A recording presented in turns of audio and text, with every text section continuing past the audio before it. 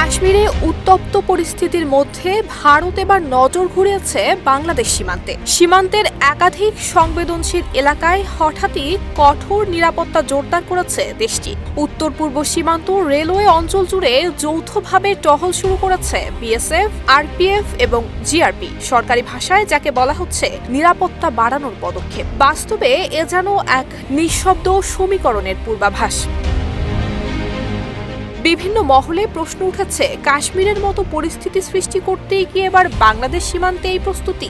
রেলপথের পাশে নজরদারির নামে স্থানীয় জনগণকে নজরবন্দি রাখা, সন্দেহভাজনদের জেরা, এমনকি বাংলাদেশি নাগরিকদের গ্রেফতারের হিড়িক, এই সব মিলিয়ে অনেকেই মনে করছেন উত্তর পূর্ব ভারতের এই অঞ্চল ধীরে ধীরে রূপ নিচ্ছে আর এক নিয়ন্ত্রিত ভূখণ্ডে। মাঠের অলরাউন্ডার আমি, আর ঘরের অলরাউন্ডার টাইলক্স।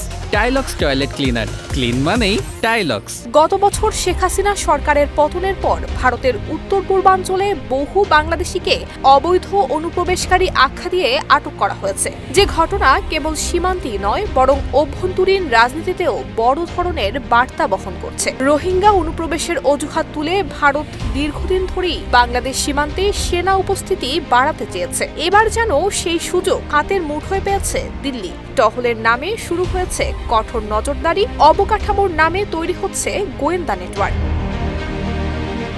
কাশ্মীরে অনুচ্ছেদ ৩৭০ বাতিলের পর যেভাবে অঞ্চলটিতে প্রশাসনিকভাবে কঠোর পদক্ষেপ নেওয়া হয়েছিল, তেমনই একটি পরোক্ষ কৌশল এবার বাংলাদেশের সীমান্তবর্তী এলাকায় প্রয়োগের ইঙ্গিত পাওয়া যাচ্ছে। এতে ভারতের মূল লক্ষ্য পরিস্থিতির উপর নিয়ন্ত্রণ প্রতিষ্ঠা। তবে এই প্রক্রিয়ায় মানবাধিকার, প্রতিবেশী রাষ্ট্রের সঙ্গে কূটনৈতিক সম্পর্ক এবং আঞ্চলিক স্থিতিশীলতার বিষয়গুলো যথাযথ গুরুত্ব পাচ্ছে কিনা সেই প্রশ্ন উঠেছে বিভিন্ন মহলে।